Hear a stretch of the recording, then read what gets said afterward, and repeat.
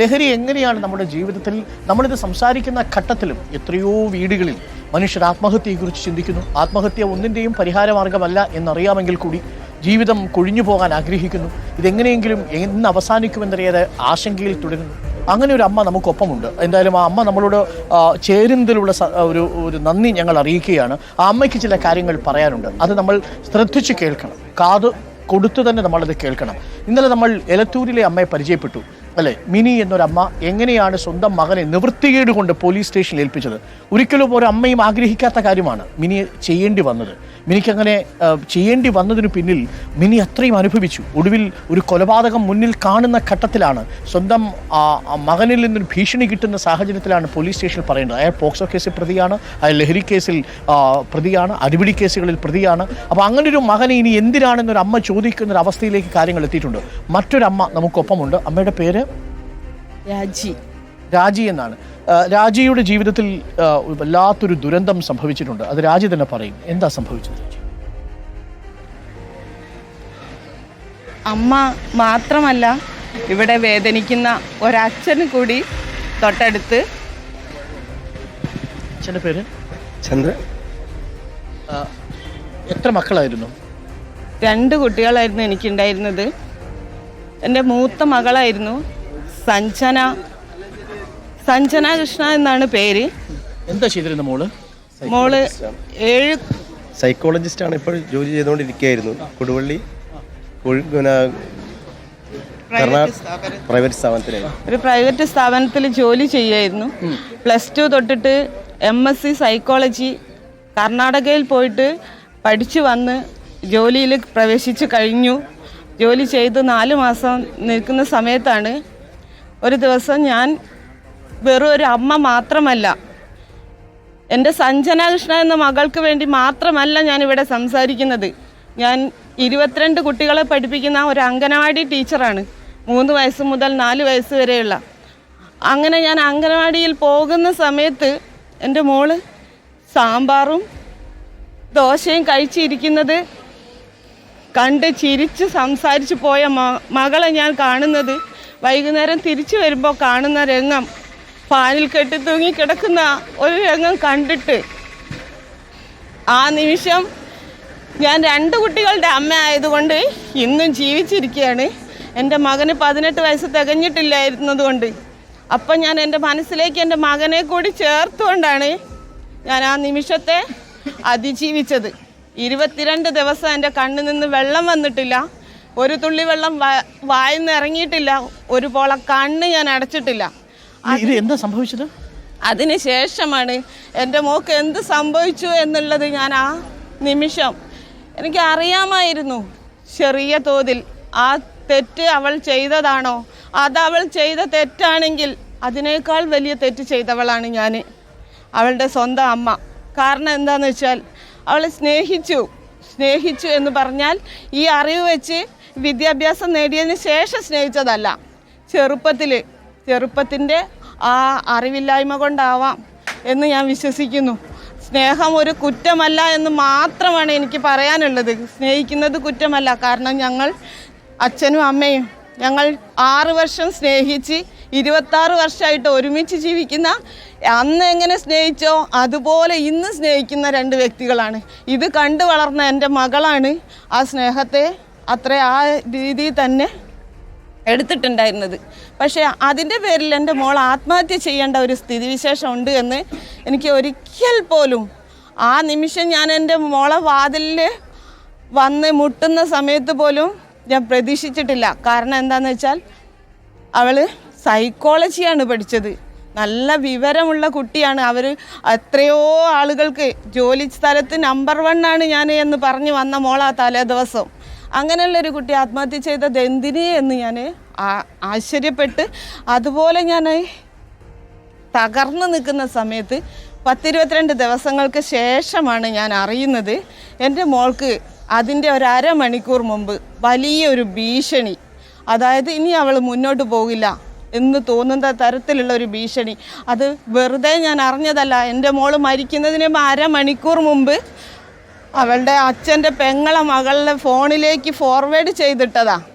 എന്തുകൊണ്ട് അച്ഛൻ്റെ അമ്മേൻ്റെ അടുത്തേക്ക് ചെയ്തില്ല എന്നൊരു ചോദ്യം നിങ്ങൾ പ്രേക്ഷകരുടെ മുമ്പിലുണ്ടാവാം. പക്ഷെ അതിനും ഒരു കാരണമുണ്ട്. ഒരു 3 മാസം മുമ്പ് അവൾ ഈ ഒരു ഭീഷണി എൻ്റെ അടുത്ത് പറഞ്ഞിട്ടുണ്ടായിരുന്നു. അമ്മേ, എന്നെ ജീവിക്കാൻ അനുവദിക്കൂല, എനിക്ക് ഭീഷണിയുണ്ട്, എന്നെ ജീവിക്കാൻ അനുവദിക്കൂല. അപ്പം ഞാൻ ഇവിടുത്തെ ഈ ഈങ്ങാപ്പുഴയിലെ സംഭവം വെച്ചിട്ട് നോക്കുന്ന സമയത്ത് എനിക്ക് മനസ്സിലായി എൻ്റെ മോള് കാലേ കൂട്ടിയ ഈ ഒരു സംഭവം മനസ്സിലാക്കിയിട്ടുണ്ട്. അവൾക്ക് മനസ്സറിയാമായിരുന്നു. അതുകൊണ്ട് തന്നെ കാരണം എന്താ വെച്ചാൽ അവൾ അന്ന് എൻ്റെ അടുത്ത് ഞങ്ങളുടെ അടുത്ത് പറഞ്ഞ കാര്യം, അമ്മേ ഇത് കേസ് കൊടുത്താൽ ഞാൻ മാത്രമല്ല നമ്മളെല്ലാവരും മരിക്കും, അതുകൊണ്ട് കേസ് കൊടുക്കണ്ട. അപ്പം ഞങ്ങൾക്കറിയില്ലല്ലോ, അതുകൊണ്ട് ഞങ്ങൾ ചോദിച്ചു എങ്ങനെയാ മോളെ ഭീഷണിപ്പെടുത്തുന്നത്? ആരാ ഭീഷണിപ്പെടുത്തുന്നത്? അയൽവാസിയാണ്. അയാളുമായിട്ടായിരുന്നു പ്രണയം? പ്രണയം എന്ന് പറയാനില്ലായിരുന്നു. ചെറുപ്പകാലത്ത്, അതായത് 9ാം ക്ലാസ് പഠിക്കുന്ന ഒരു സമയത്തുള്ള ഒരു മാത്രം. അയാളുടെ പേരെന്താ?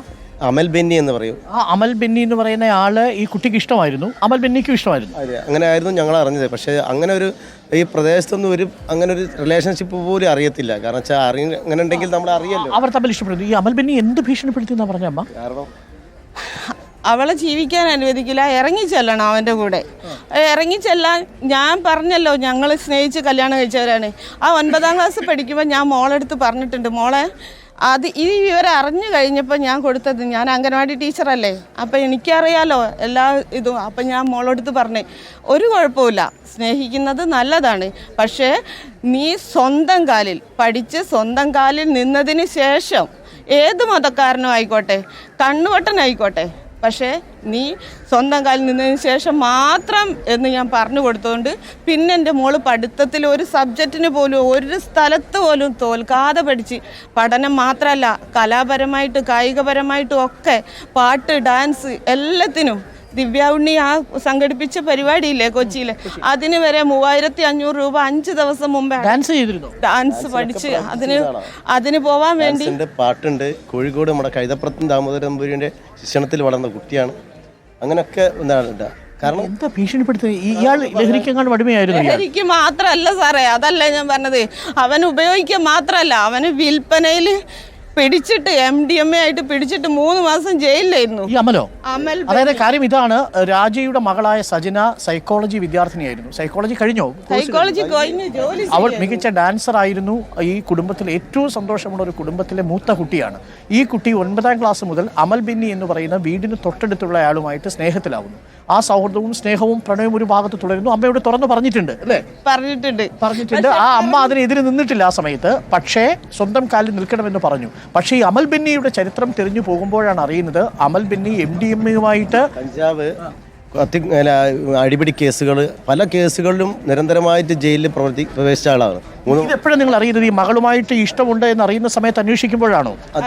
അല്ല, അത് ആദ്യം കഴിഞ്ഞു പോയി. മോളുമായിട്ടുള്ള ഇഷ്ടം ആദ്യം കഴിഞ്ഞെന്ന് ഞങ്ങൾ വിചാരിച്ചു. അതിനുശേഷമാണ് ഇവന് +1 ഇവനും എൻ്റെ മോൾ 9ലും പഠിക്കുന്ന സമയത്ത് +1 തൊട്ടിട്ട് പിന്നെ അവൻ പഠിച്ചിട്ടില്ല. അത് കഴിഞ്ഞ് +1 ഡ്രോപ്പ് ഔട്ട് ആണ് സ്കൂൾ. അത് കഴിഞ്ഞ് പിന്നെ അവൻ നാട്ടിലേക്ക് ഇറങ്ങിയിട്ട് അടി പിന്നെ ഈ പ്രശ്നത്തിലൊക്കെ പെട്ടുകൊണ്ടിരുന്നതാ. പക്ഷെ അപ്പോഴും സജനയെടുത്ത് അമ്മ പറയുന്നില്ലേ, മോളെ അമലിന്റെ ഇങ്ങനെയുള്ള വാർത്തകൾ കേൾക്കുന്നുണ്ട് എന്ന് പറയുന്നില്ലേ? എല്ലാം അറിയുന്നുണ്ട്. അവള് സജന എന്താ പറയുന്നത്? ശരിയാവും? ഇല്ല, പിന്നെ അങ്ങനത്തെ ഒരു വിഷയമല്ല. അവര് തമ്മിൽ പിന്നെ കാണുന്നതോ സംസാരിക്കുന്നതോ ഒന്നും നമ്മൾ അറിയുന്നില്ല. ആർക്കും അറിയില്ല.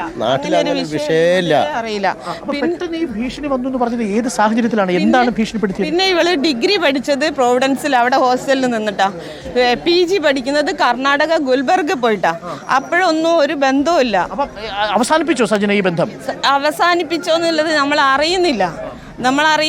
അവിടെയാണ് വീട്ടിൽ ഇതിനെ കുറിച്ച് സംസാരമില്ല, ഒരു ബുദ്ധിമുട്ടുമില്ല, മോളിതിനെ കുറിച്ച് ടെൻഷനും ഇല്ല. മോക്കും ടെൻഷനില്ല, ഞങ്ങൾക്കും ടെൻഷനില്ല. അവള് പഠിക്കുന്ന സ്ഥലത്തും ആരും അറിയുന്നില്ല. പിന്നീട് എന്തെങ്കിലും പ്രതികാരം ചെയ്യായിരുന്നു? അതാണോ സംഭവിച്ചത്? പ്രതികാരം എന്ന് പറഞ്ഞിട്ടുണ്ടെങ്കിൽ അവള് ഈ ലാസ്റ്റ് അരമണിക്കൂർ മുമ്പിട്ട ആ വോയിസ് മെസ്സേജ് ഫുള്ള് എൻ്റെ കൈവശമുണ്ട്. ഞങ്ങൾ കേട്ട സമയത്ത് അച്ഛനെ കൊല്ലും, എൻ്റെ ആങ്ങളേനെ, എല്ലാവരെയും. പിന്നെ അവൻ സ്നേഹിച്ചു എന്ന് പറയുന്ന ആ വ്യക്തി പല സാഹചര്യത്തിലും സംശയാസ്പദമായിട്ട് സംസാരിക്കുന്നുണ്ട്. ആ വോയിസിൽ അതായത് നസ്രാണിയാണ് സംസാരിക്കുന്നുണ്ട്, ഈ രീതിയിലൊക്കെ സംസാരിക്കുന്നുണ്ട്. അപ്പോൾ അത് സ്നേഹമാണോ എന്ന് എനിക്കറിയില്ല. ഇത് ഈ കുട്ടിയെ ഭീഷണിപ്പെടുത്തുന്നത്, ഈ ആത്മഹത്യയിലേക്ക് കുട്ടിയെ നയിച്ച ഭീഷണി എന്തായിരുന്നു? അച്ഛനെ കൊല്ലും. എൻ്റെ ഇളയ മകനെ കഞ്ചാവ് കേസിൽ പെടുത്തു. പിന്നെ ഇതല്ലേ ഇവിടെ ആങ്ങളെയും കൊലപ്പെടുത്തു. അങ്ങനെ പല വേഷത്തിലും, അതായത് ഇതിൽ തന്നെ ഭീഷണിയിൽ തുടർന്ന് വളരെ ഭീഷണി വെച്ചാൽ അത് മോക്ക് എന്തുകൊണ്ട് നിങ്ങളുടെ അടുത്ത് തുറന്നു പറഞ്ഞൊരു കേസാക്കി അല്ലെങ്കിൽ ഇയാളെ പിടിച്ച് നമുക്ക് അകത്തിടാമായിരുന്നില്ലേ? അത് തന്നെയായിരിക്കും അവൾ വിചാരിച്ചത്. ഇങ്ങനെ കേസ് കൊടുത്താൽ നമ്മളെല്ലാരെയും കൊല്ലുമെന്ന് ഞങ്ങളോട് പറഞ്ഞിട്ടുണ്ട്. ആ ഭീഷണിയിലും പറയുന്ന അത് തന്നെയാണ്. MDMA-യുമായിട്ട് ജയിലിൽ കിടന്നിട്ടുണ്ടോ കേസിൽ? 3 മാസം ജയിലിൽ കിടന്നതാണ് കൊറോണ കഴിഞ്ഞ സമയത്ത്. അപ്പോൾ വേറൊരു കാര്യം കൂടി ഞാൻ പ്രേക്ഷകരെടുത്തായിട്ട് തന്നെ പറയാണ്. ഈ ഷിബിലേൻ്റെ ഇത് വെച്ചിട്ട് കേസ് കൊടുത്തതിനാണ് ഷിബിലേനെ കൊന്നതെങ്കിൽ ഈ വാർത്ത കൊടുത്തതിൻ്റെ ഇതിൽ കുറഞ്ഞ ആളുകൾക്ക് ശേഷം 2 മാതാപിതാക്കൾ കൂടി കൊല്ലപ്പെട്ടതായിട്ട് ചിലപ്പോൾ വാർത്തയിൽ. അയാൾ ഇപ്പോഴും നിങ്ങളുടെ വീടിന് പരിസരത്താണോ? അയാൾ തൊട്ടടുത്ത് തന്നെയായിരുന്നു. പക്ഷേ ഇപ്പം ജയിലിൽ നിന്ന് ഇറങ്ങിയാണ്. ജയിലിൽ നിന്ന് ഇറങ്ങിയതിന് ശേഷം തന്നെ നമ്മളറിയാത്ത ഒരുപാട് വ്യക്തിത്വങ്ങൾ, അതായത് ബാംഗ്ലൂർ കണക്ഷൻ ഉണ്ട്, ഇങ്ങനെ പല സ്ഥലത്ത്. ഇയാൾക്കെതിരെ പോലീസിൽ പരാതി കൊടുത്തു? ഒരുപാട് പ്രാവശ്യം കൊടുത്തതാണ്. ഡിജിറ്റൽ തെളിവ് മോള് വോയിസ് മെസ്സേജ് വെച്ചിട്ട് പോലീസ് പരാതി കൊടുത്ത് പിന്നെ അകത്തിട്ടു. 27 ദിവസം ജയിലിലായിരുന്നു. അത് കഴിഞ്ഞ് ഇപ്പം ജാമ്യത്തിലിറങ്ങി. ജാമ്യ വ്യവസ്ഥ 6 മാസത്തേക്ക് ഞങ്ങൾ ഓമശ്ശേരി പഞ്ചായത്താണ്, ഓമശ്ശേരി പഞ്ചായത്തിൽ പ്രവേശിക്കരുത് എന്നായിരുന്നു. എന്നിട്ടും 3 പ്രാവശ്യം, ഒരു പ്രാവശ്യം ഞങ്ങളെ നേരെ തന്നെ വന്നു. അത് കഴിഞ്ഞ് 2 പ്രാവശ്യം ഞങ്ങളെ അതിലും വന്നിട്ട് 3 പ്രാവശ്യം വന്നു. ആ ജാമ്യം ക്യാൻസൽ ചെയ്യാൻ DYSP ആയിട്ട് ബന്ധപ്പെട്ട് കേസ് കൊടുത്ത് ഇന്നലെ ഞാൻ കോടതിയിൽ പോയി വന്നതുമായിട്ടുള്ള ബന്ധത്തിൽ നിന്ന് മോള് ഈ ബന്ധത്തിൽ നിന്ന് പിന്മാറിയതാണോ നിങ്ങളോടുള്ള പകയ്ക്ക് കാരണം? അതെ, അതാണ് സംഭവിച്ചു നടക്കുന്നത്. അയാളുടെ പേരെന്താ? അമൽ ബെന്നി. അയാൾ 3 തവണ ജാമ്യം ലംഘിച്ചു, വ്യവസ്ഥ ലംഘിച്ചു. ഏത് പോലീസ് സ്റ്റേഷനാണ് നിങ്ങളുടെ? Kodanchery police station. തീർച്ചയായിട്ടും കോടഞ്ചേരി പോലീസ് സ്റ്റേഷനിൽ ഇത് കാണുന്ന SHO ഇത് കാണുന്നുണ്ടാവുമല്ലോ. അപ്പോൾ പ്രത്യേകം ശ്രദ്ധിക്കേണ്ട ഒരു കാര്യം, 3 തവണ ജാമ്യം ലംഘിച്ചിട്ടുണ്ട് അമൽ എന്നുള്ളത് ഈ കുടുംബം പറയുന്നു. ഇവരുടെ നേരെ തന്നെ അങ്ങനെ അവർ വന്നിട്ടുണ്ട് എന്ന് പറയുന്നു. ഒരു വോയിസ് മെസ്സേജ് ഉണ്ട്. ഷിബിലിയുടെ കാര്യത്തിൽ സംഭവിച്ചതറിയാമല്ലോ, ചെന്താമരയുടെ കാര്യത്തിൽ സംഭവിച്ചതറിയാമല്ലോ. ഇനി ഈ നാട്ടിൽ അങ്ങനെ ഒരു ദുരന്തം താങ്ങാനുള്ള ശേഷിയില്ല. ഇത് നമ്മളുടെ ചാനലിലൂടെ തുറന്നു പറയേണ്ടി വരുന്നത് പോലീസ് സ്റ്റേഷനുകളിൽ പോയി പറഞ്ഞിട്ടും അവർക്ക് സുരക്ഷ കിട്ടുന്നില്ല എന്ന തോന്നലുണ്ടാവുന്ന ഒരു ഘട്ടത്തിലാണ്. തീർച്ചയായിട്ടും നമ്മുടെ ചാനലിലൂടെ നടത്തുന്ന ഈ വെളിപ്പെടുത്തലുകൾ വളരെ ശ്രദ്ധാപൂർവം തന്നെ ഒരു പരാതിയുടെ സ്വഭാവത്തിൽ തന്നെ എടുക്കണം. പരാതി ഇതിനകം തന്നെ തന്നിട്ടുണ്ട്, അവർക്ക് വേണ്ടത്ര സുരക്ഷ കൊടുക്കണം. ഈ അമൽ എന്ന് പറയുന്നയാളെ ഈ ഓമശ്ശേരി പഞ്ചായത്തിൽ ഒരു കാരണവശാലും പ്രവേശിപ്പിക്കാൻ പാടുള്ളതല്ല. ജാമ്യവ്യവസ്ഥ ലംഘിച്ച് അയാൾ പ്രവേശിച്ചിട്ടുണ്ടെങ്കിൽ നടപടിയെടുത്ത് അയാളുടെ ജാമ്യം റദ്ദാക്കുകയാണ് വേണ്ടത്. ലഹരി ഉപയോഗിക്കുന്നവൻ മനുഷ്യനായിട്ടല്ല പെരുമാറുക. തൊട്ട് മുന്നിൽ വരുന്നയാളെ ശത്രുവായിട്ടും പകയോടുകൂടിയും കാണാനുള്ള ശേഷിയുണ്ടാവും. ആഷിഖിന്റെ കാര്യത്തിൽ നമ്മൾ കണ്ടു, ഷിബിലിയുടെ കാര്യത്തിൽ നമ്മൾ കണ്ടു, ഇപ്പോൾ ഇത് അമലിന്റെ കാര്യത്തിൽ നമ്മളിത് കണ്ടുകൊണ്ടിരിക്കുന്നത്. കൂടിയാണ് ഞങ്ങൾ ജീവിക്കുന്നത്. കാരണം ടെൻഷന്റെ ആവശ്യമില്ല. എനിക്കൊന്നും നിങ്ങൾ ഓമശ്ശേരി പഞ്ചായത്ത് അതെ അവിടുത്തെ പൗരസമൂഹമാണെങ്കിലും ഇത് കണ്ടുകൊണ്ടിരിക്കുന്നവർ ഈ കുടുംബത്തിന് പൂർണ്ണ സുരക്ഷ നൽകുമെന്ന കാര്യത്തിൽ തർക്കമില്ല. സാറേ, ഇത്രയൊക്കെ ചെയ്തിട്ട് 24 കൊല്ലം പൊന്നുപോലെ വളർത്തിയ ഞങ്ങളാണിപ്പോൾ നാട്ടിൽ കുറ്റക്കാർ. ഈ ഇത്രയും കേസിൽപ്പെട്ട അമൽ ബെന്നി ഒരു സത്യസന്ധനായ വ്യക്തിയായിട്ടാണ് നാട്ടിലുള്ള ആളുകൾ കാണുന്നത്.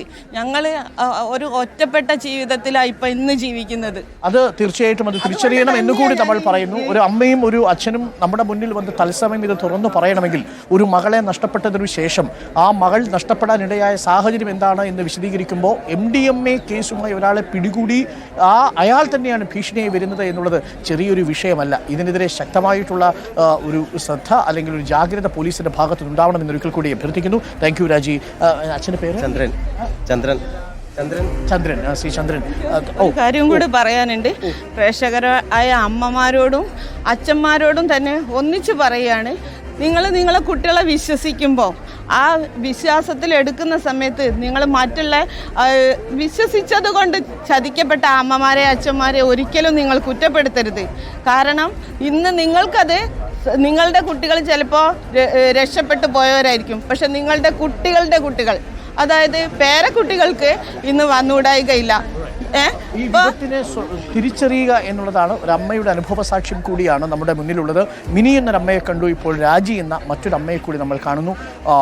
രാജി എന്ന അമ്മയ്ക്ക് നഷ്ടപ്പെട്ടത് ഒരു മകളെയാണ്. മിനി എന്ന അമ്മ സ്വന്തം റിസ്കിൽ പോലീസ് സ്റ്റേഷനിൽ പിടിച്ചു കൊടുത്തത് ഒരു മകനെയാണ്. അപ്പോൾ നമ്മുടെ വീടുകളിലേക്ക് ഇത് എത്തിയിരിക്കുന്നു എന്ന തിരിച്ചറിവ് പ്രിയപ്പെട്ട പ്രേക്ഷകർക്ക് ഉണ്ടാവട്ടെ.